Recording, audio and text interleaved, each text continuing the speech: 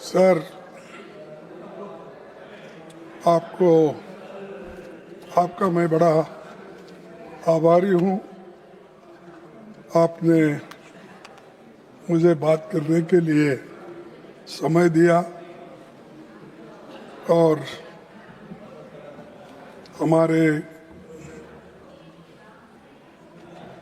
नेता जिस सदन के बारीकी से अपने सारे विचार हमारे सामने रखे हैं। कोई अच्छी बात बोले, लेकिन सबसे ज्यादा अच्छे एलओपी बोल रहा है, क्या हो रहा है? सर, एलओपी बोल रहे हैं, क्या हो रहा है?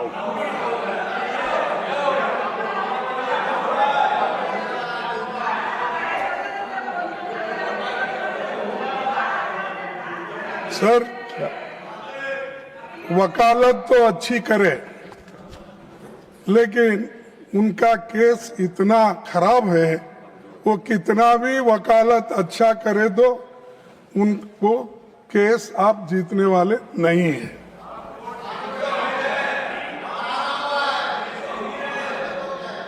क्योंकि देश की हालत आपने इतना खराब कर दिए हैं, इसको कोई दुरुस्त करता नहीं है। अब हम देखेंगे आगे आने वाले दिनों में क्या हो। सर, सभापति जी, आपका आभार। 6062 शब्दों का विस्तृत भाषण इस सरकार ने तैयार करवाया है, पर कई अहम सवालों पर अभिभाषण मौन है। मैं सदन में सिर्फ 5 जरूरी मुद्दे आपके सामने रखना चाहूंगा।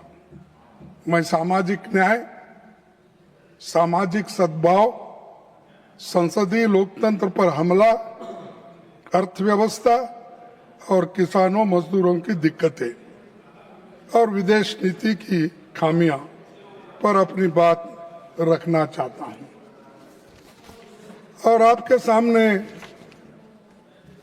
ये दिखाना चाहता हूं कि कितना समय इन्होंने देश के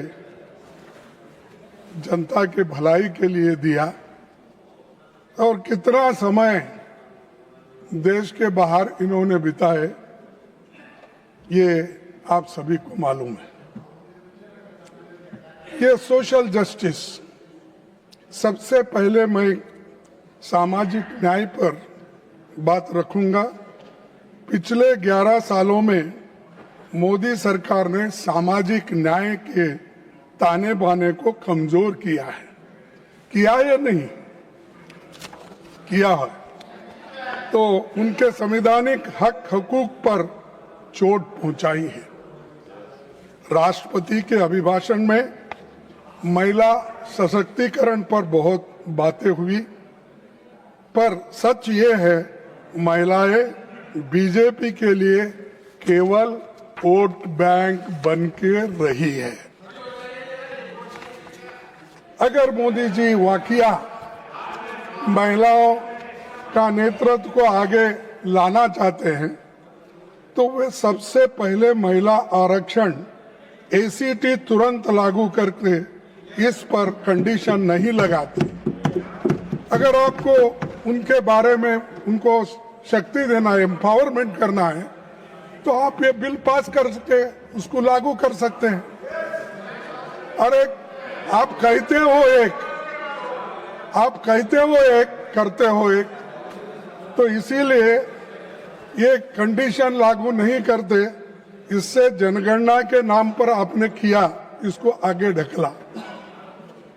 आज से 100 साल पहले जब महिलाओं को वोट का अधिकार भी नहीं था और हमारे देश में भी 78 साल तक वोटिंग का अधिकार महिलाओं को नहीं था, तब कांग्रेस ने अपने पार्टी के नेता सरोजिनी नायडू को कांग्रेस अध्यक्ष चुना गया। है आपके पास कोई एग्जाम्पल? आज भी नहीं है। इंदिरा गांधी के प्रधानमंत्री बनने के भी 60 साल पूरे हो गए। इनके जैसी कई महान महिलाएं सशक्तिकरण की मिसाल बनी। बीजेपी ने अब तक किसी महिला को अध्यक्ष नहीं बनाया है। आरएसएस ने 100 साल में किसी महिला को अपना नेतृत्व नहीं सौंपा है।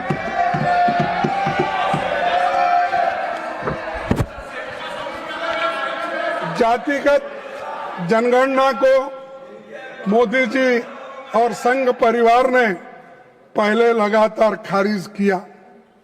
सुप्रीम कोर्ट में हल्फनामे में असहमति जब जताई, जब विपक्ष ने लंबा आंदोलन किया तो मजबूरी में सरकार को मानना पड़ा और घुटने टेकने पड़े, तब ये आगे शुरू हुआ। सर, लेकिन ये काम कैसे पूरा होगा, इसका अब तक कोई रोड मैप नहीं है। न विपक्षी दलों से सलाह ली, न विशेषज्ञों से बात हुई और न ही राज्य सरकारों से कोई परामर्श किया गया। सभापति जी, देश में कमजोर तबकों का खास तौर पर दलित, आदिवासी, अल्पसंख्यकों को, महिलाओं पर लगातार अत्याचार बढ़ रहे हैं। सभापति जी, कांग्रेस की सरकारों में एससी एसटी समुदाय के आर्थिक विकास के लिए कई कदम उठे। एससी एसटी सब प्लान बना, एससी एसटी का सब प्लान बना था, लेकिन मोदी सरकार ने कई योजनाओं को कमजोर करके वो खत्म कर दिया। अब केंद्र सरकार की योजनाओं में जो धन आवंटित होता है वो कम होता है और उसे भी सरकार खर्च नहीं कर पाती है। और मैं उसके 2-3 उदाहरण आपके सामने देता हूं। प्रधानमंत्री अनुसूचित जाति अभ्युदय योजना, नाम अच्छे रखते हैं कि लोगों को नाम अच्छा लगे, वो भी खास करके हिंदी में वो नाम रखने से नड्डा साहब भी खुश होते हैं, क्योंकि उनके पास तो वो हिंदी अच्छी बोली जाती है और वो भी शायद नाम अच्छा काम खराब, ये चलो। तो प्रधानमंत्री अनुसूचित जाति अभ्युदय योजना, इसमें 41.59 का अंडर यूटिलाइजेशन है। ये मेरे नहीं, उनके इकोनॉमिक इसमें। और इतना पैसा आपने अंडर यूटिलाइज किए, क्या भलाई आप करने वाले हैं? खूब बोलते हो खूब, लेकिन काम नहीं करते। Sir, prime minister young achievers scholarship में क्या हुआ? 31.51% का अंडर यूटिलाइजेशन हुआ। पोस्ट मैट्रिक स्कॉलरशिप में 5.660, यानी कम से कम 6,360 करोड़ में आपने कम से कम 40-50 करोड़ रुपए की कमी की और अंडर यूटिलाइजेशन हुआ उसका। इसके जिम्मेदार कौन है? बातें बहुत बोलते हैं, ये आंकड़े बताते हैं, ये मेरे आंकड़े नहीं, आप जो देते हैं उन्हीं आंकड़ों को लेकर मैं बात यहां पर आपके सामने पेश कर रहा हूं। सभापति, अनुसूचित जातियों, जनजातियों और महिलाओं के खिलाफ अपराध लगातार बढ़ रहे हैं। आंकड़े आप लोग छिपाते रहते हो। अगर आपके आंकड़े आप देखेंगे सोशल जस्टिस के डिपार्टमेंट से हो या क्राइम रिकॉर्ड ब्यूरो से हो, अगर आप मंगाएंगे आपको मालूम होता आंकड़े बढ़ रहे हैं या घट रहे हैं। सबको पता है कि हर अपराध दर्ज नहीं होता। डर, दबाव और व्यवस्था की नाकामी के कारण असंख्य मामले कभी सामने नहीं आ पाते हैं, क्योंकि गांव में डरते हैं लोग, जो ये केस अगर रजिस्टर हुआ हमको गांव में रहने देते या नहीं। ये मुश्किल से अत्याचार भी अगर होता है अपने मर्यादा को डर के महिलाएं और SC ST उनको सपोर्ट नहीं रहने की वजह से वो डर के वो भी लोग पुलिस तक नहीं जाते। हर घटना रिपोर्ट नहीं होती, इस कारण जातिगत हिंसा करने वालों की करने वालों का और उनको प्रोत्साहन मिल रहा है। सर, आजादी के बाद हमारे सामने दो सबसे बड़े लक्ष्य थे। समान न्याय पर आधारित सामाजिक व्यवस्था खड़ी करना और देश को एक संसदीय लोकतंत्र बनाना। आपने 11 सालों में दोनों पर बुलडोजर लगाए और आपकी सोच में संविधान नीचे और मनुस्मृति ऊपर। पिछले सालों में सरकार संविधान के 4 स्तंभों को जस्टिस, लिबर्टी, इक्वालिटी और फ्रेटर्निटी पर चोट आपने लगा दी और ये आप कर रहे हैं और संविधान को खत्म करने की आपकी योजना है। ये इस दिन में आपको मैं सामने रख रहा हूं। MNREGA, national food security act, forest rights act, right to education, right to information और लैंड एक्विजिशन एक्ट जैसे कानूनों को भारतीय संविधान में निहित directive principles of state policy article 36 से लेकर आर्टिकल 51 तक ध्यान में रखते हुए बनाया गया। ये राइट बेस्ड थे सब, चाहे मनरेगा हो, फूड सिक्योरिटी हो, एजुकेशन हो, हेल्थ हो, ये सब हमने बनाया। और आपने क्या बनाया? एक मुद्दा लेते वही बार बार बोलने का। अरे ये तो राइट बेस्ड है, कभी हमारे लीडर्स बोले नहीं। श्रीमती सोनिया गांधी जी, मनमोहन सिंह जी, इसको सबको डायरेक्टिव प्रिंसिपल्स को हक के रूप में लाके जनता की भलाई के लिए उन्होंने किया। आपने क्या किया? इसको उखाड़ फेंक दिया। और आप हमेशा यही बात करते हैं, आपने क्या किया, आपने क्या किया, तुमने क्या किया, यही किया। जो हमने बनाया उसको बिगाड़ना।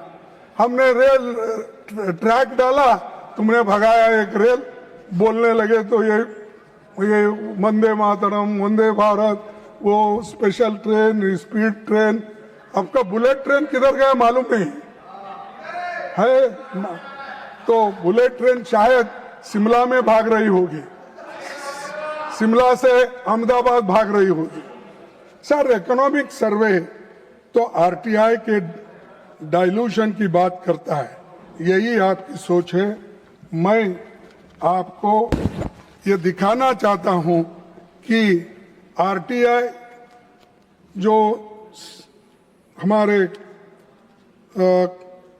ये है उसमें ये लिखा गया है, unless carefully planned RTI risks becoming an end in itself with disclosure celebrated regardless its contribution to better governance। ये CAG की रिपोर्ट है, मेरी नहीं। अगर आपको होना है, ये मैं आपको देता हूँ, इस टेबल पे रखता हूँ, आप इसको अच्छी ढंग से पढ़िए।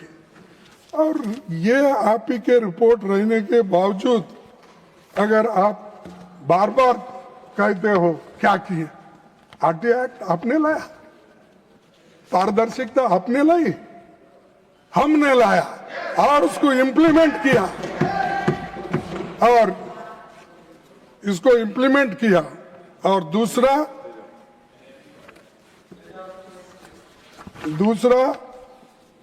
इकोनॉमिक सर्वे में जो कुछ अपनी बातें उन्होंने रखी नड्डा साहब ने, वो सिर्फ उनके लिए जो सूट होता है वो रखे, ये क्यों नहीं बोले? तीसरी मणिपुर जला, सरकार मौन रही। नेतृत्व की असफलता इसमें है। सामाजिक सद्भावना की बात मणिपुर के बिना अधूरी है। वहां दो समुदाय के बीच हिंसा, कम से कम 200 से अधिक लोगों की मौत, 70,000 से ज्यादा डिस्प्लेस्ड हुए।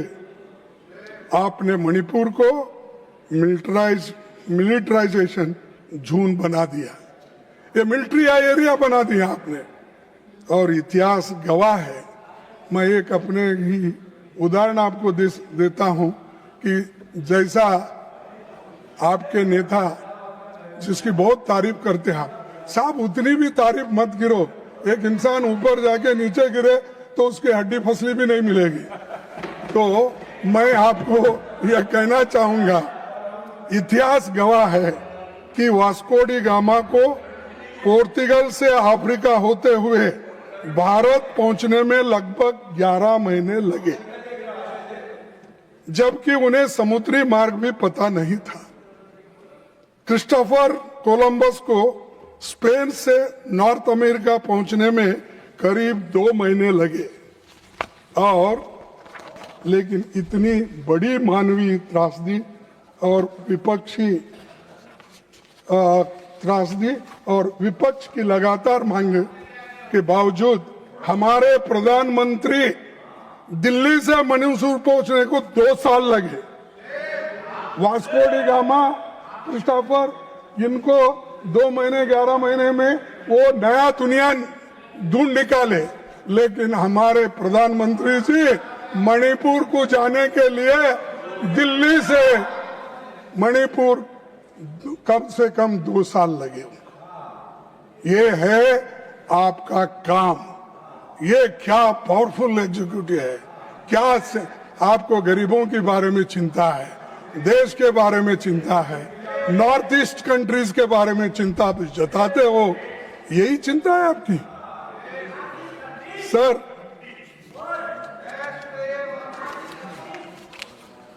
और मैं और भी बताना चाहता हूं सर, कम्युनल जहर और भारत की आत्मा पर हमला, सर सामाजिक सद्भाव के लिहाज से देश बेहद खतरनाक दौर से गुजर रहा है।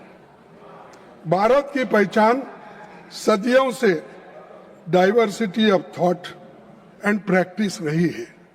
ये कई धर्मों और संस्कृतियों की जन्मभूमि रहा है, जहां वे आपसी सद्भाव के साथ फले फूले।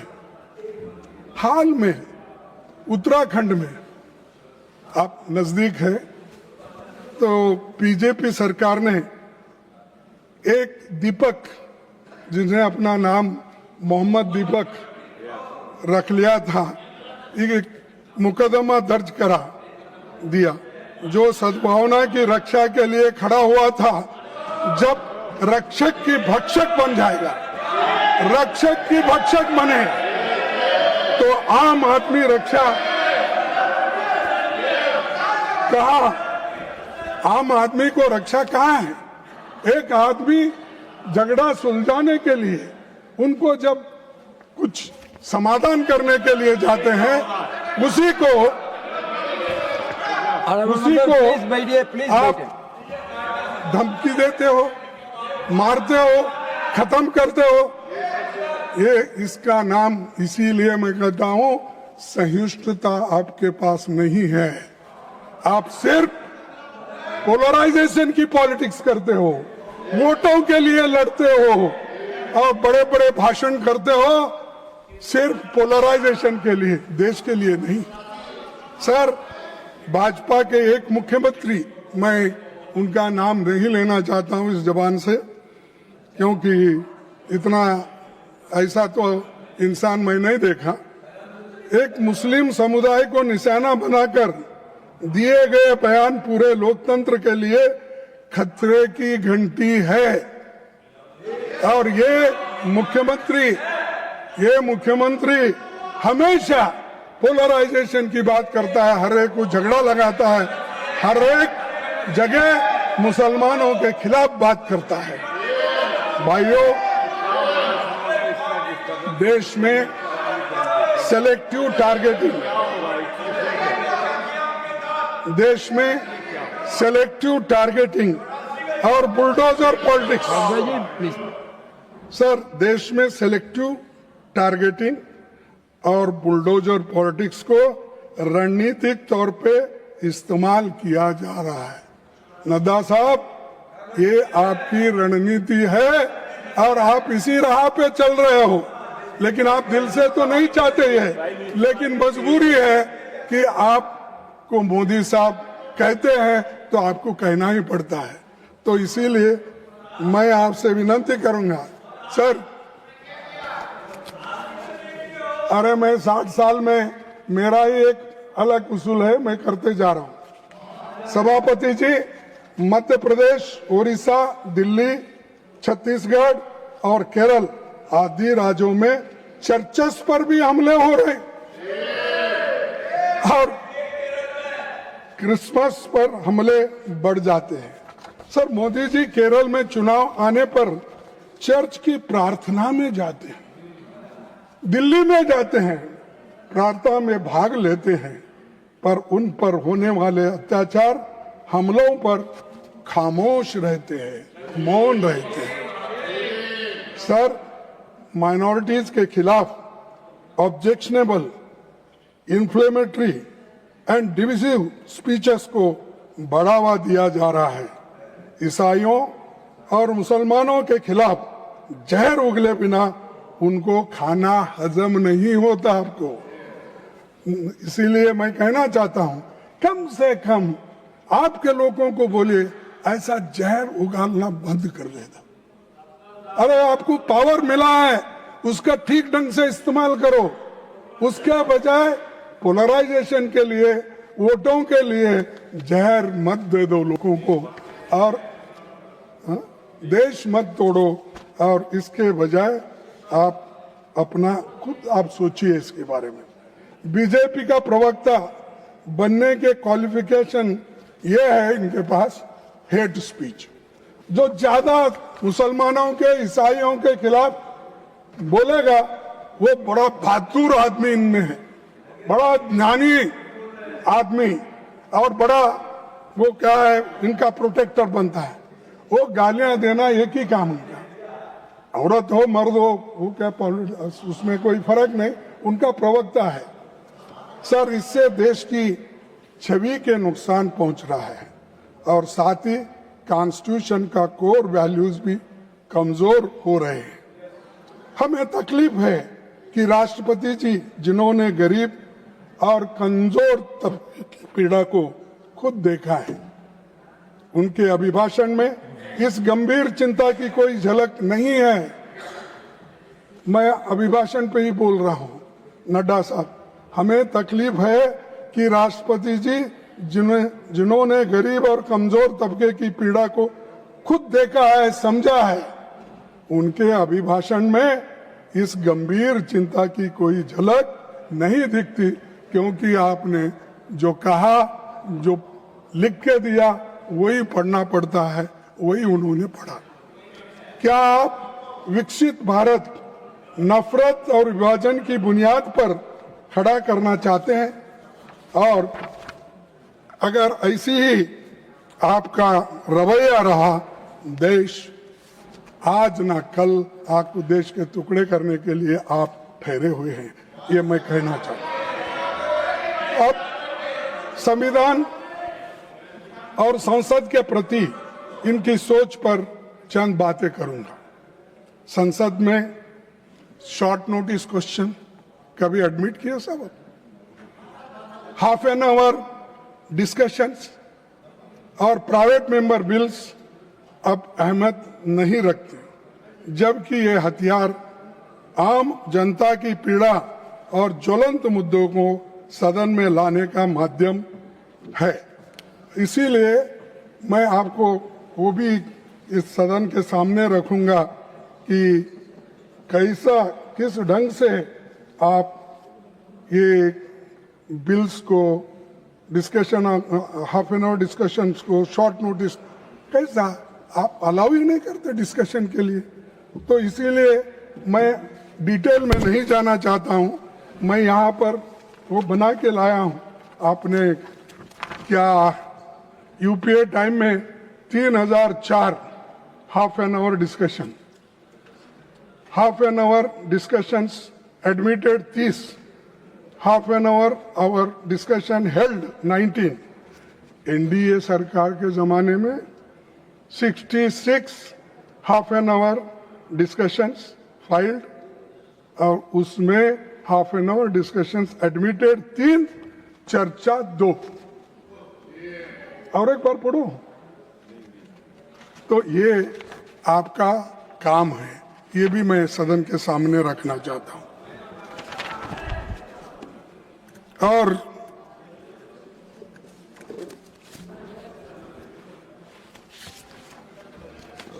प्रधानमंत्री संसद में सवालों से बचते हैं। 16वीं और 17वीं की लोकसभा में 8,123 सवाल पूछे गए। यादव साहब, इधर भी थोड़ा ध्यान दीजिए। नहीं, मेरी बात नहीं कर रहे आप, और दूसरी बात कर रहे थे, मेरे को मालूम है। 16वीं और 17वीं, 16वीं और 17, नहीं बैठिए, 16वीं और 17वीं लोकसभा में 8,123 सवाल पूछे गए। कितने? 8,123 सवाल पूछे गए, लेकिन केवल 13 स्वीकार हुए और 1,015 सवाल खारिज हो गए। क्या डेमोक्रेसी है, क्या चर्चा है? आप लोग चर्चा नहीं करते, यहां पर गड़बड़ करते हो। यह है आपका उत्तर, ये है चीजें। ये डेमोक्रेसी के खत्म करने के लिए आपने कर रहे हो, क्या डेमोक्रेसी को प्रोटेक्ट करने के लिए और प्रमोट करने के लिए कर रहे हैं? मुझे बताइए सर। उसके अलावा जितने सवालों का जवाब दिया गया, उससे 78 गुना ज्यादा सवाल खारिज हो गए। 78% खारिज हो गए।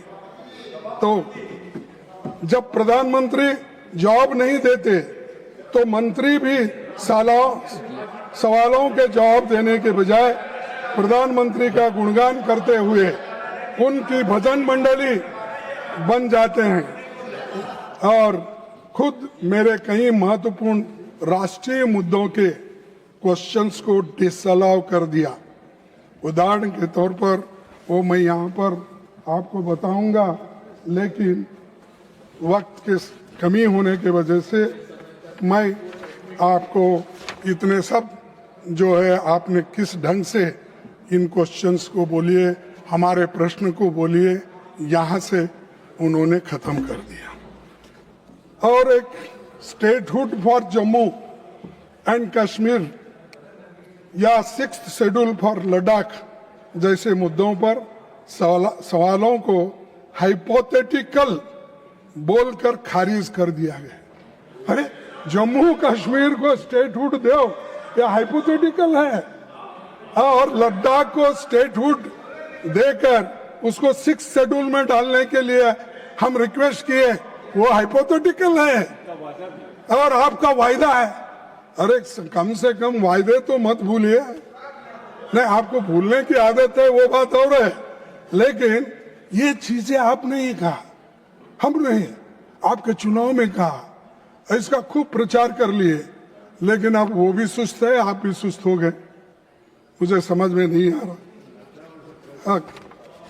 नहीं, नड्डा साहब जो प्रेसिडेंट थे, शायद ये क्रेडिट नड्डा साहब को जाएगा समझ के उन्होंने नहीं किया होगा, मुझे मालूम नहीं, क्योंकि स्टेटहुड अगर आपके जमाने में होता, 6th शेड्यूल में अगर लद्दाख आता तो क्रेडिट नड्डा को जाएगा। इसीलिए उन्होंने बोला कि छोड़ दो इसको, जब जमाना ठीक कर लेगा।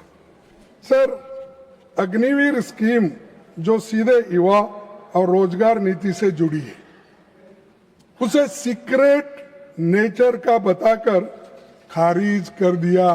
ये मेरे प्रश्न के उत्तर आपके। सर, जब मैंने मणिपुर में डिस्प्लेस्ड लोगों के पुनरावासन पर संसद में प्रश्न पूछा, तो उससे मैटर बिफोर कोर्ट बताकर उसको खारिज कर दिया। संसदीय जवाबदेही से बचना संसदीय विशेषाधिकार का उल्लंघन ही नहीं, लोकतंत्र को खत्म करने का एक नया तरीका आपने ढूंढ लिया है। तो मैं आपसे चाहूंगा कि आप सही माने में इस देश में डेमोक्रेसी को टिकाना चाहते हैं और सबको मदद करना चाहते हैं, ये पहले प्रश्न के उत्तर आप देने का सीखिए। दूसरी, ये सरकार मनमाने तरीके से देश पर नए कानून थोपना चाहती है, इसीलिए तमाम विधेयक जबरदस्ती पारित किए जाते हैं और यहाँ तक कि विपक्ष की मांग के बावजूद उन पर न तो चर्चा होती और छानबीन के लिए उसको कमिटियों में भेजते हैं, चाहे स्टैंडिंग कमेटी हो, जॉइंट कमेटी हो, सेलेक्ट कमेटी हो, कहीं नहीं भेजते, सब रिजेक्ट करते हैं। अरे आपको मेजॉरिटी का इतना अहम है, गर्व है, तो ये गरीबों के ऊपर मत चलाइए, डेमोक्रेसी को खत्म करने के लिए उपयोग मत करो। आपको मैदान खुला है, आप भाग रहे भागो, कहां तक भागेंगे हम देखेंगे। यूपीए सरकार के कार्यकाल 14 और 15 लोकसभा में 455 में से 315 विधेयक संसदीय समिति को भेजे गए। और एक बार पढ़ो, 455 में से 315 विधेयक संसदीय समिति को भेजे गए। और आपके सरकार में, वर्तमान सरकार में 421 में से केवल 77 विधेयक ही संसदीय समिति को भेजे गए। 77, इवन 19%। ये है आपकी डेमोक्रेसी, ये है आपकी नीति और ये है आपको बढ़ावा देने का तरीका। और राष्ट्रपति ने सबका साथ, सबका विकास, सबका विश्वास, सबका प्रयास, क्या अच्छा कोटेशन है ये, हाँ क्या बात है। लेकिन संसद में न तो सबका विश्वास बना लिए और न सरकार ने प्रयास किया एक करने के लिए, कोई प्रयत्न उन्होंने नहीं किया। लेकिन बोलते तो ये है कि सबका साथ, सबका विश्वास, सबका प्रयास, ये बातें रखते हैं, काम तो करते हैं। सर, नॉन एनडीए रूल्ड राज्यों में राजभवन बीजेपी आरएसएस के दफ्तर बन गए हैं। राज्यपाल केंद्र सरकार के एजेंट की तरह काम कर रहे हैं। संविधान के आर्टिकल 154 के अनुसार राज्यपाल राज्य का कार्यकारी प्रमुख होता है और उनसे अपेक्षा की जाती है कि वो सभी मामलों में मंत्री परिषद की सलाह पर ही कार्य करे। जब संविधान सभा में गवर्नर के अपॉइंटमेंट के बारे में चर्चा हो रही थी, तब बाबा साहब अंबेडकर ने कहा था कि गवर्नर हैज नो पावर, क्योंकि उस वक्त ये चर्चा हो रही थी कि हम या नॉमिनेटेड गवर्नर करना चाहिए या इलेक्टेड।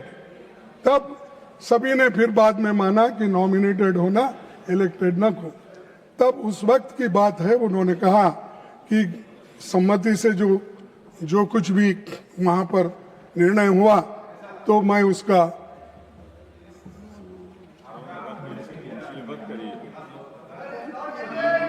नॉट बड़े आदमी है सर, मैं सम्मानित नेता है। What money do you give? No sir, No, he asked you 2-3 times. Let us listen what he wants to sir, say. इनको इतिहास बहुत पता है।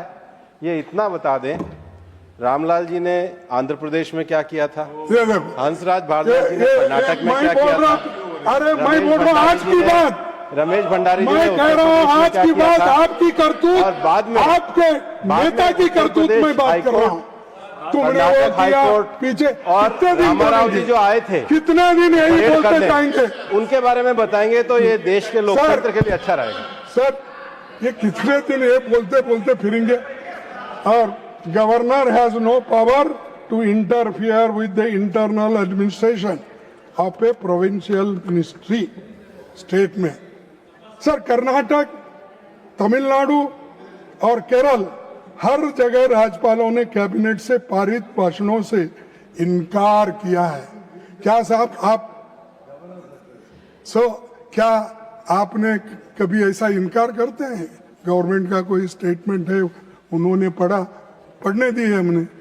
अभिभाषण भी जो होता है प्रेसिडेंट का वो पढ़ते हैं, हमको मालूम है उसके पीछे किसका हाथ है, कौन किसने बोला, क्या क्या आपने कहा, वही लिखते हैं। सर मैं जिक्र करना चाहता हूं कि कर्नाटक विधानसभा से पारित हेट स्पीच बिल जो सद्भाव की दिशा में एक बड़ा अहम बिल था, उसे रोक दिया गया। और भारतीय संविधान ने लोगों को अवसर की समानता से लेकर जीविका अधिकार दिया। आरएसएस बीजेपी के मन में बराबरी की बात कभी नहीं है। उनकी सोच अमीरों और अमीर बनाना और गरीब को और गरीब बनाना। वर्ल्ड इनइक्वालिटी रिपोर्ट 2026 के अनुसार भारत में टॉप 1% के पास देश की लगभग 40% संपत्ति है। टोटल वेल्थ सिमट चुकी। और टॉप 10% 2/3 यानी 65% है हाउस होल्ड असेट्स के मालिक। और मैं कहूँगा इनकम के स्तर पर भी टॉप 10% के अकेले 58% नेशनल इनकम ले जा रहा है, जबकि बॉटम 50% सिर्फ 15% पे छोड़ दिया गया। 50% लोग, सिर्फ 15% असेट उनके पास है। क्या इस इनइक्वालिटी को आप दूर करने में लगे हैं? हमारे को बोले गरीबी हटाओ, आपने क्या किया, आवास क्या किया। मेरे को बताइए, ये तो मेरा रिपोर्ट नहीं है, ये तो आप अभी रिपोर्ट करते ना, मोदी जी का वर्ल्ड इकोनॉमिक रिपोर्ट, वो रिपोर्ट पढ़े आप। मैं पढ़ रहा हूं वर्ल्ड इनइक्वालिटी रिपोर्ट। हाँ पढ़। तो आपकी ग्रोथ की सोच पसंदीदा चुनिंदा पूंजियों के लिए मेहनतकश लोगों की दिक्कतों से आपका कोई मतलब नहीं। यही आपका विकसित भारत है और यही आपकी सोच है। सभापति जी, जब मोदी जी गुजरात के मुख्यमंत्री थे, उस दौरान रुपए की गिरावट की तुलना तत्कालीन प्रधानमंत्री डॉक्टर मनमोहन सिंह जी की उम्र से किया तो आपकी उनकी उम्र कितनी है उतना मनी वैल्यू है। ऐसा विडंबना करके आपने उनको इंसल्ट करके बात करते थे जब आप चीफ मिनिस्टर ऑफ गुजरात थे। आज मैं पूछना चाहता हूं कि ये है मोदी जी की उम्र को बहुत पहले पार कर, आज की जो 92 रुपीज है, ये तो मोदी जी के उम्र को पार करके चले गई। नहीं साहब, ये तो पार करके चले गई। और उस वक्त तो आप मनमोहन सिंह की बात करते थे, और इसीलिए और उस वक्त ये भी आप कहते थे कि इतिहास के पहली बार $1 92 रुपए का हो गया है, पर मोदी जी को देश की इज्जत की कोई चिंता नहीं है। उस वक्त चिंता थी क्योंकि वो अपोजिशन में थे, उस वक्त चीफ मिनिस्टर थे, तो देश की इज्जत के बारे में बात करते। भाई कहाँ गए आप भी? तो ये मैं आपसे बताना चाहता हूं कि एक तरफ सभापति जी नौजवानों की पीड़ा से इस सरकार को कोई मतलब नहीं। उनकी पीड़ा कम करने का सबसे आसान रास्ता ये था कि सरकारी वैकेंसी तो कम से कम भरे। लेकिन आज केंद्र सरकार में 9.7 लाख से अधिक पद खाली है। ये उन्हीं का प्रश्न का उत्तर है। और पब्लिक सेक्टर्स, पुलिस आदि मिलाकर करीब 50 लाख से भी ज्यादा हर स्टेट में मिलाकर इतने वैकेंसीज है। एम्स, मेडिकल संस्थानों में ये सभी आंगनबाड़ी से लेकर सभी योजनाओं में 50 लाख के ऊपर होते हैं। तो नोटबंदी, लॉकडाउन, बुलेट ट्रेन चलना, काला धन वापिस लाना, 2 करोड़ नौकरियां देना, ये सब जुमले कहाँ गए हैं साहब? कहाँ है ये सब? खूब अभी भी उसको भुलाने के लिए आप बहुत कोशिश करते हैं, लोग भूलते नहीं। और अगर मैं नोटबंदी में अगर एसएस नहीं पाऊंगा तो विजय चौक पे मुझे फांसी लगाओ। हाँ, इसी चौराहे पर फांसी लगाओ। जब नोटबंदी हो गई उस वक्त भी यही बोले, काला धन का यही बोले, 2 करोड़ नौकरी का भी यही बोले। कितने झूठ बोलते हो, कितने असत्य बातें करते हो। कोई हमको तो शर्म आता है, अब आपको आता नहीं, मैं कैसा? हाँ सर, दूसरी चीज, नारकोटिक्स कंट्रोल ब्यूरो ने एक ही वर्ष में 1.3 लाख किलोग्राम ड्रग्स जब्त किए। पिछले 5 वर्षों में हाई वैल्यू ड्रग सीजर्स का 65% केवल गुजरात के बंदरगाहों से ही हुआ। कहां से हुआ? गुजरात के बंदरगाह। वहां कौन रहते हैं? कौन रहते हैं? मोदी साहब, उनका एरिया है। और वो कौन है? होम मिनिस्टर कौन है? शाह साहब है। अरे ये गांधी जी का प्लेस है, गांधी जी की जगह है, उस जगह और आप बड़े अपने आप को पावरफुल समझते हो। कहां गई आपकी मर्दानगी? कहां गई? आप रोक नहीं सकते नारकोटिक का, आप रोक नहीं सकते निशाबंदी को। आप शाकाहारी की बात करते हैं, लोगों को निशा का इधर ढोस देते हो। सर, प्रधानमंत्री जी और गृह मंत्री जी के गृह राज्य में इतनी बड़ी मात्रा में नशीले पदार्थ पहुंच रहे हैं, ये किसके पोर्ट से? ये किसके पोर्ट से? अरे ये अदानी के पोर्ट से आते हैं। और ये लोग अदानी के पोर्ट से आते हैं, आपको कंट्रोल नहीं कर सकते उसको, तो रोज आपके पास फ्री रहता है आजू बाजू में। तो ये आपका चाल और चलन है, आपकी नीति है। तो मैं आपसे यही करूंगा सर, अब युवाओं का बेहतर भविष्य के लिए जोखिम भरे रास्ते से अमेरिका, कनाडा और यूरोप तक जाते हैं, वो मारे मारे फिरते हैं। आप लोग हजारों नौजवानों को इजराइल जैसे एक्टिव वार जोन में फिलिस्तीन मजदूरों की जगह काम करने के लिए भेजते हो। सर, आज मैं प्रधानमंत्री से पूछना चाहता हूं, थ्रो नड्डा साहब, क्योंकि वो यहाँ नहीं है, तो एक्टिव वार जोन में मजदूरी के लिए अपने नौजवानों को भेजना, क्या आप भारत का सम्मान बढ़ा रहे हो? इससे सम्मान बढ़ता है आपका। विश्व गुरु, अरे गुरु, कम से कम तेरे लोगों को नौकरी तो दो, एक दिन का खाना तो दो, सर पे छत तो दो, कुछ तो करो। लेकिन आप सबको टीका करने में लगे हो और दुनिया में फिरते रहते हो।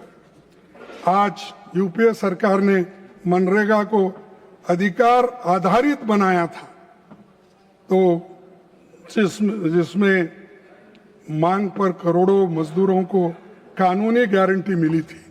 इसका सबसे बड़ा फायदा महिलाओं को हुआ और डॉक्टर मनमोहन सिंह और सोनिया गांधी जी ने गरीब श्रमिकों को गरिमा और आजीविका सुरक्षा देने वाला सेफ्टी नेट तैयार किया। ग्राम सभाओं के क्रियान्वयन में शामिल किया गया फंड एलोकेशन जनता की जरूरत के हिसाब से सुनिश्चित किया जा रहा है। लेकिन आज एनडीए सरकार डिमांड बेस्ड से एलोकेशन ड्राइवन बना रही है और फंडिंग पैटर्न में बदलाव हुआ।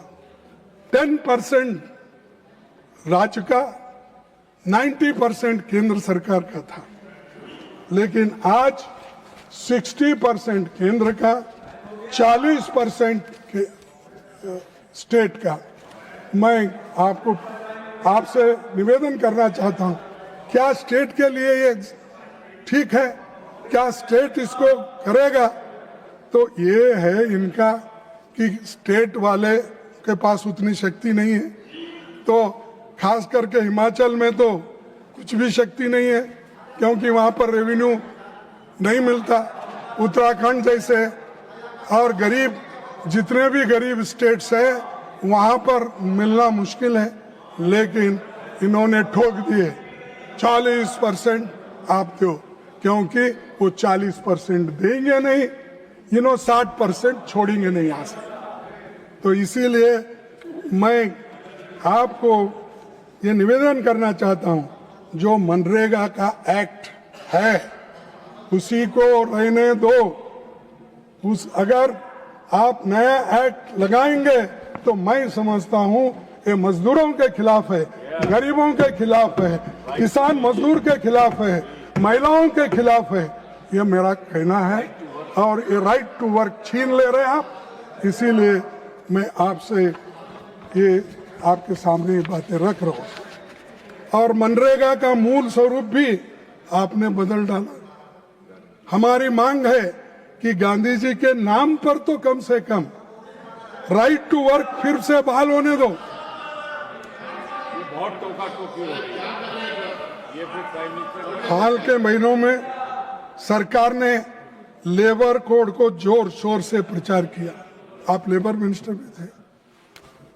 ये सच है जो आपने लाया लेबर कोड? मानते हैं? दिल से बोलिए। तो नहीं बोलेंगे, क्या बोलेंगे? वही है कि मजदूरों के खिलाफ बोलेंगे? सर, सच्चाई ये है, आजादी से पहले और आजादी के बाद बने वे सभी श्रम कानून जो मजदूरों के भविष्य की गारंटी थे, आपने अपने चंद कॉरपोरेट मित्रों को लाभ पहुंचाने के लिए उस कानून को, लेबर कानून को खत्म कर रहे और छठवीं सीमा 100 से बढ़ाकर 300 कर्मचारियों कर देने से भारत की 80% से अधिक फैक्ट्रियां अब बिना सरकारी अनुमति कर्मचारियों को निकाल सकती है। और पहले ज्यादा लेबर इंटेंसिव काम था, लेकिन हमारे पास मशीनें ज्यादा आ गई है। जब मशीनें ज्यादा आने से लेबर और भी घटता है, लेकिन आपके दिमाग में नहीं आ रहा कि हम 300 से घटाकर 100 करना ये कितना उचित है। और आप ये हैंडलूम्स का तो आपको मालूम है, अब वो इलेक्ट्रिसिटी आने से, मशीनरी आने से, वहाँ जितने लोग पहले हैंडलूम में काम करते थे या खादी भंडार में काम करते, वो सब घट के जा रहे। तो ये जो लेबर कोड है, इस लेबर कोड ये मजदूरों के खिलाफ है, आम जनता के खिलाफ है। इसीलिए इसको पहले 8 घंटे काम करना, ये जो था उसी को वैसा ही रखना चाहिए। और सर, और एक मैं कहूँगा कि ये दूसरा चीज है कि यूनियन को दबाना। और आपका वो यूनियन, बीजेपी का यूनियन यही चाहता है, वो आपके खिलाफ स्टेटमेंट तो देता है लेकिन बाहर नहीं आता, क्योंकि उसको कोई तो लड़ना कोई तो लड़ने दो, मेरे को फायदा जो होता वो ठीक है। सर, डॉक्टर बाबा साहब अम्बेडकर ने जब वो वाइसराय एग्जीक्यूटिव काउंसिल में लेबर मेंबर थे, उन्होंने भारत में पहली बार 8 घंटे काम का नियम बनवाया था, जो तब 14 घंटे था। तब ब्रिटिश गवर्नमेंट में वहां के लोगों को 8 घंटे का था, लेकिन यहाँ के लोगों को 14 घंटे का था। तब उन्होंने लेबर मेंबर के नाते, उन्होंने उस वाइसराय काउंसिल के मेंबर के नाते उन्होंने कहा कि आपको 8 घंटे और हमको 14 घंटे, ये हम मानते नहीं। उन्होंने 8 घंटे ही रखवाया और मिनिमम वेजेस एक्ट उसी वक्त शुरू हो गया। उसके बाद डॉक्टर अम्बेडकर द्वारा रखी गई नींव को खत्म कौन कर रहे हैं? बार बार उनका भी नाम इलेक्शन में लेते हो, आप ही खत्म कर रहे हो। जो मजदूरों को मिलने का हक है उसको कुचल रहे हो, यूनियन को कुचल रहे हो। अरे एक तरफ गरीबों की बात करते हो और दूसरे तरफ आप उनको खत्म करने की बात करते हो। सर, मैं 11 साल पहले अच्छा दिन का वादा आपने किया था, लेकिन आज प्रदूषण की धूम में अच्छे दिन दिखाई नहीं दे रहे। प्रदूषण इतना है कि वो आपके अच्छे दिन कहाँ हैं वो दिख रहा ही नहीं। आपको दिख रहा है? सर, 11 साल की नाकाम नीतियों का नतीजा यह है कि लोग अब जीने के लिए हवा खरीदने को मजबूर हो गए हैं। 90,000 करोड़ का एंटी पॉल्यूशन डिवाइसेस का बाजार खड़ा हो गया है। ईज ऑफ बिजनेस की बात करने वाले ईज ऑफ ब्रीदिंग नहीं दे पा रहे। तो इसलिए मैं आपसे यही कहूंगा कि आपके गलतियों को छुपाने के लिए आप इधर उधर की बात मत करो, सीधा आओ। भाई गलती है, इसको सुधार लेंगे कहो, लेकिन उधर आप देखना नहीं चाहते। सभापति जी, संसद सत्र चल रहा है। इस बीच भारत अमेरिका ट्रेड डील हुई, लेकिन उसके बारे में सांसदों को सरकार से नहीं बल्कि राष्ट्रपति ट्रंप से पता चला। सरकार से नहीं, राष्ट्रपति ट्रंप से चला। हमारा संसद चल रहा है। नड्डा साहब को मालूम नहीं, यादव साहब को मालूम नहीं। ट्रंप बोल रहा है इस देश को क्या करना, कैसे ढंग से चलाना, वहां से वहीं वो काम कर रहे हैं। सर, इस डील से भारत का किसान तबाह होगा। अमेरिकी एग्रीकल्चर सेक्रेटरी ब्रूक रोलिंस ने कहा, new US India deal will export more American farm products to India's massive market, lifting prices and pumping cash into rural America। यानी अमेरिका के रूरल लोगों को, एग्रीकल्चरिस्ट को फायदा इससे मिलता, ये एग्रीकल्चर मिनिस्टर वहां कहते हैं। अरे तुम हमारे एग्रीकल्चरिस्ट को, हमारे फार्मर्स को यहां से कुचल दे रहे हैं, उनको खत्म करना चाहते हैं। हाँ, और जीरो क्या है टैरिफ, जो इंपोर्ट होता है उसको जीरो टैरिफ। और हम जो कुछ बेचते 18 है, 18 तो किए हैं, अभी आया नहीं 25 से 18। लोग कुछ भी रहने दो, तुम किसानों के हित में काम कर रहे हो या किसानों के खिलाफ काम कर रहे हो? एक बार हमको बहुत उन्होंने तो कहा कि उनको भी थोड़ा बिजनेस से इंटरेस्ट है। जो हमारे कॉमर्स मिनिस्टर है उनको थोड़ा बिजनेस से इंटरेस्ट है। मैं वो उनके वैयक्तिक बातों को नहीं जानना चाहता हूँ, लेकिन वो भी तरफदारी अमेरिका का। Kharge ji, now try to conclude, please. Sir, you are first time you have come. I have given you first 10 time minutes extra speaking, also. Okay. and that's why you should At least give me some chance. Okay. Continue. Sir. But try to conclude. Yes, sir. Bharat America trade deal हुई, लेकिन उसके बारे में सांसदों को सरकार से नहीं बल्कि राष्ट्रपति ट्रंप से पता चला। ये संसद का अपमान है। इस डील से भारत का किसान तबाह हो गया। अमेरिकी एग्रीकल्चर सेक्रेटरी क्या कहा फिर मैं वो पढ़ना नहीं चाहता। आप भारत के किसानों की आय 2 गुना करने वाले थे। भारत का किसानों की आमदनी आप 2 गुना करने वाले थे ना। तो इसीलिए आप अमेरिका से दोस्ती करके और अमेरिका जो आपके पास भेज रहा है 0% टैरिफ और कभी भी कोई भी कहां भी कैसा भी सामान हो वो भेज सकता है, उसको कोई क्वेश्चन नहीं कर सकता। इतना अरे बेचने वाले के पास तो कंपटीशन होता है, जहां अच्छी है क्वालिटी है ठीक ढंग से क्वांटिटी मिलती देखते, लेकिन यहाँ तो सीधा उनको इतना कंसेशन दिया गया कि किसानों को तुम जितना हो सके, भारतीय किसानों को जितना हो सके उतना मारो कुचलो ताकि वो ऊपर उठ नहीं सके और हमारा माल हर जगह कन्याकुमारी से कश्मीर तक चले और वेस्ट बंगाल से राजस्थान तक चले।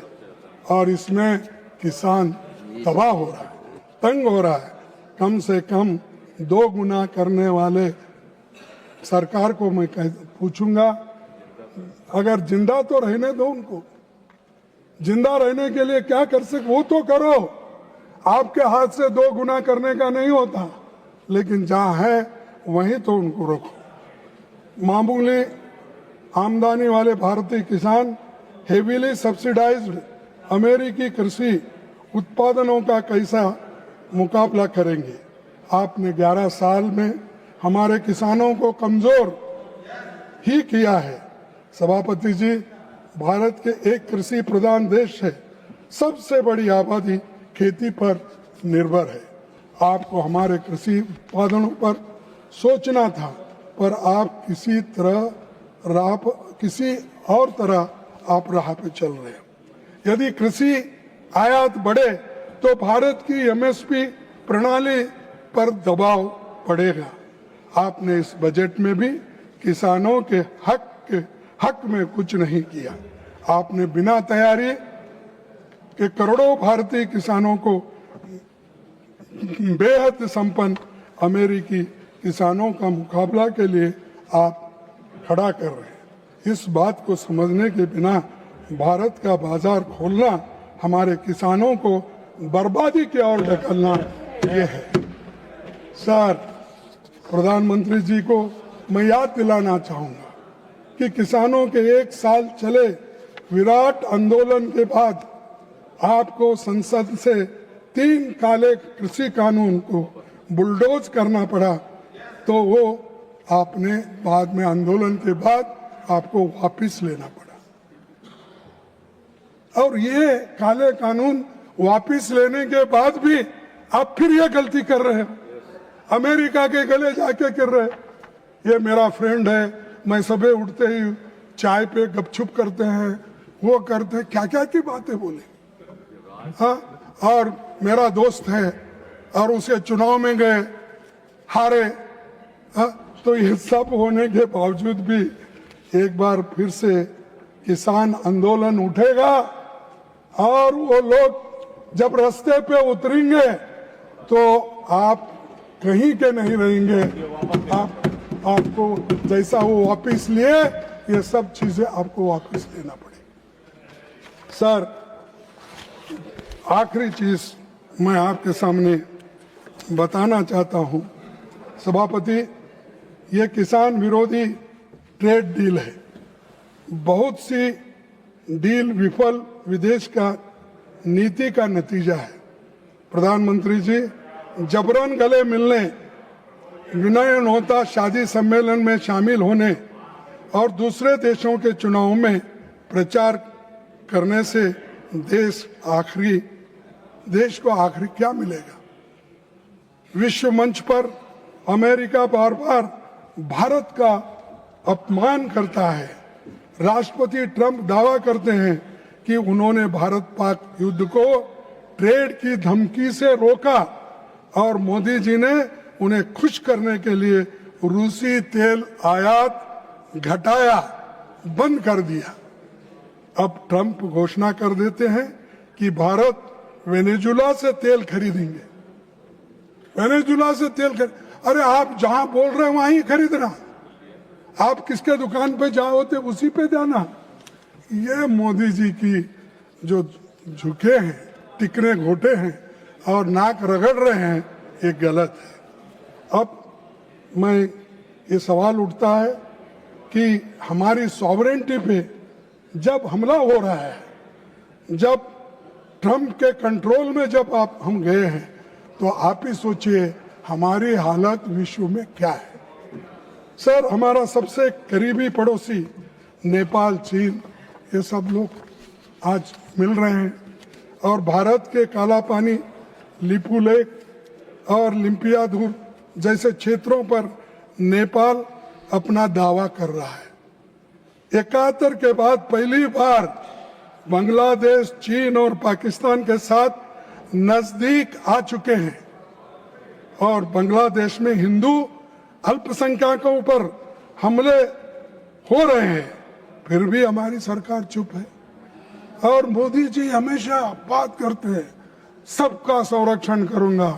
मेरा 36 इंच छाती है, 56 सॉरी मैं माफी मांगता हूं आपसे, तो 56 इंच छाती मैं कम कर दिया, इसीलिए नड्डा साहब प्लीज मैं माफी चाहता हूं। खड़गे जी प्लीज कंक्लूड, मेरे no personal No, okay. Please, I leave it, sir. Leave it. No, that will not go on record. You please conclude. नहीं, मैं जो बोला वो नहीं जाएगा, लेकिन मोदी साहब बोले हैं वो तो जाएगा ना। मैं बोलूंगा नहीं जाएगा। मोदी साहब जो बोले इस सदन में, उन्हीं की बात। Even sir, don't make any personal things. You please go on. Modi ji खुद बोलते हैं तो वही तो दोहरा रहे हैं। और हिंदू अल्पसंख्यकों पर जो वहां पर अन्याय हो रहा है, अत्याचार हो रहे हैं, इसको रोको और कहो कि भाई ऐसी चीजें हम बर्दाश्त नहीं करेंगे। अगर ये आप बोलेंगे नहीं तो कल के दिन हमारा बहुत बड़ा नुकसान हो जाएगा।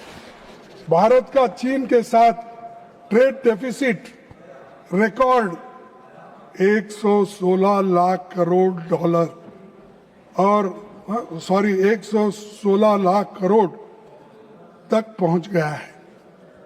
और जो लोग कभी चीन को लाल आंख दिखाने की बातें करते थे, आज वही चीन के लिए ट्रेड का रेड कारपेट बिछा रहे हैं। जबकि चीन गलवान के बाद लद्दाख और अरुणाचल प्रदेश पर दावा ठोकता जा रहा है, भारत के साथ आर्थिक रिश्ते अपनी शर्तों पर तय कर रहा है।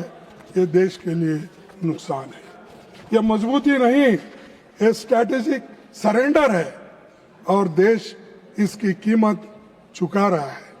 ये ट्रेड तब बढ़ रहा है जब सरकार कहती है कि पहलगाम हमले के बाद चीन पाकिस्तान को खुफिया मदद दे रहा था, फिर भी उसका स्वागत किया जा रहा है।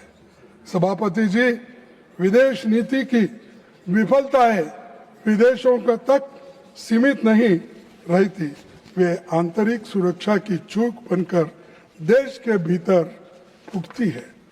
2014 के बाद से इस सरकार के कार्यकाल में 2300 से अधिक आतंकी हमले, जिनमें करीब 1000 भारतीयों ने अपनी शहादत दी। विदेशी नीति को आप घरेलू ध्रुवीकरण का हथियार बनाना चाहते हैं।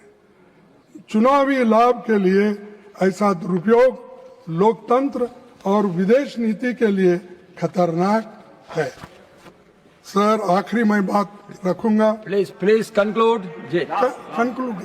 कंक्लूड इसके बाद आप बोलो बोले तो conclude. भी नहीं बोलूंगा। Please conclude. सर, सभापति जी, मैं अंत में इस सरकार से जानना चाहता हूं कि वे किस प्रकार का भारत बनाना चाहते हैं। प्रतिकात्मक भारत या वास्तविक लोकतांत्रिक समाजवादी धर्मनिरपेक्ष और संप्रभु का सॉवरेन भारत, न्याय, स्वतंत्रता, समानता और बंधु प्रेम के सिद्धांतों वाले भारत से उनका परहेज दिखाई दे रहा है। सर, टैक्स पेयर के पैसे से किए गए भव्य आयोजन और प्रोपेगेंडा जनता को थोड़े समय के लिए गुमराह कर सकते हैं, पर आपने गरीब, महिला, वंचित, दलित, आदिवासी, अल्पसंख्यक, पिछड़े वर्ग, कामगार, किसान और छात्रों को सबके हितों पर आपने चोट पहुंचाई है और उनको निराश कर दिया है। लेकिन बात तो बड़े बड़े करते हैं साहब, बातों से काम नहीं होता, काम करना पड़ता है। तो इसीलिए मैं विपक्ष के रूप में सवाल उठाना और संसद तक तथा संसद के बाहर भी हम बोलना, हम ये जारी रखेंगे, क्योंकि जब तक लोग समझेंगे नहीं, आप तो समझते नहीं, आप तो सोए हुए हैं। जो सोया हुआ आदमी को कोई जगा नहीं सकता जल्दी, लेकिन जो नहीं उठना, ऐसा जो सोता है उसको उठाना बड़ा मुश्किल है। सोया हुआ आदमी को हम उठा सकते हैं, लेकिन जो आदमी सोया हुआ ढोंग करता है उसको उठाना मुश्किल है। सर, संविधान की रक्षा के लिए जन जागरण हमारा नैतिक और संवैधानिक कर्तव्य है। मैं आखिरी में एक बात बोल के अपने बात को समाप्त करता हूं, कम से कम इसको दे। सर, मोदी जी को क्या है, कुछ ना कुछ भाषण देना, लोगों को गुमराह करना, उन्होंने भी ऐसा ही करते। नड्डा साहब कम किए, आपके तरफ कम देके, अपने एमपी के तरफ ज्यादा देके, लेकिन आप कम देके। लेकिन Please conclude. Please conclude. लेकिन मोदी साहब हमेशा ऑडियंस को कैसा बोलते हैं, अपने एमपी को बोलते। तो वैसा ही आपकी नफरतें बताती है, आपकी नफरतें बताती है कि आपको प्यार की जरूरत है। आपकी नफरतें बताती हैं कि आपको प्यार की जरूरत है। जीत ने अंधा कर दिया है तुम्हें, जीत ने अंधा कर दिया है तुम्हें, आपको एक हार की जरूरत है। धन्यवाद। जय हिंद, जय संविधान।